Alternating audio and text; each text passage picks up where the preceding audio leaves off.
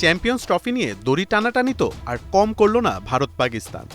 এ বলে আমি যাব না, ও বলে আমি খেলবো না। জল ঘোলা শেষে ওই ক্রিকেটের মোড়ল ভারতের কথা মেনেই হাইব্রিড মডেলে হবে এবারের চ্যাম্পিয়ন্স ট্রফি। ভেন্যু হিসেবে সংযুক্ত আরব আমিরাতকে বাছাই করেছে পাকিস্তান। নয়া বছরের ১৯ ফেব্রুয়ারিতে শুরু হতে যাচ্ছে এই টুর্নামেন্ট। ৮ দলের এই মহারণ শেষ হবে ৯ মার্চ। ইতিমধ্যে এক খসড়া সূচি প্রকাশ করেছে আইসিসি, তবে অফিসিয়ালি তা এখনও ঘোষণা দেয়নি ইন্টারন্যাশনাল ক্রিকেট কাউন্সিল।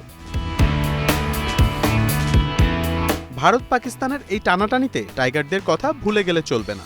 চ্যাম্পিয়ন্স ট্রফিতে বাংলাদেশ আছে গ্রুপ এতে। টাইগারদের প্রতিপক্ষ ভারত, পাকিস্তান এবং নিউজিল্যান্ড।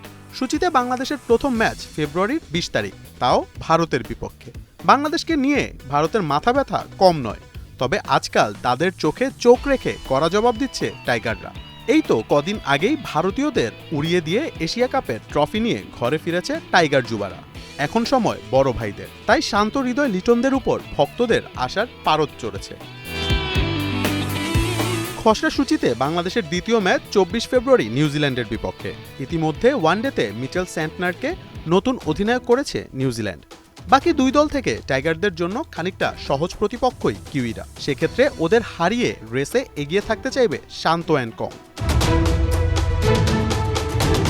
গ্রুপ পর্বে বাংলাদেশের শেষ ম্যাচ ২৭ ফেব্রুয়ারি রাওয়ালপিন্ডিতে হোস্ট পাকিস্তানের বিপক্ষে। নিজেদের ঘর হোক কিংবা পরের ঘর, যে কোনো সময় পাকিস্তান হয়ে উঠতে পারে কঠিন প্রতিপক্ষ। শাহিন শাহ আফ্রিদি, নাসিম শাহ, হাসনাইনদের নিয়ে পাকিস্তানের পেস লাইন আপ ভয়ঙ্কর।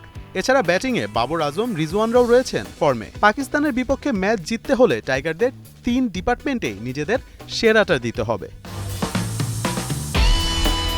চ্যাম্পিয়ন্স ট্রফিতে সাকিব তামিমের সার্ভিসটা বাংলাদেশ পাচ্ছে কিনা তা এখনও নিশ্চিত নয়, তবে টাইগার ভক্তরা চাইবে যেন বাংলাদেশের এই দুই পোস্টার বয়ের নামটা স্কোয়াডে থাকে।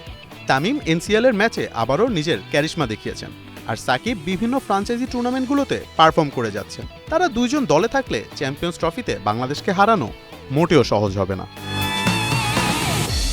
মোহাম্মদ আদনান, ৭১।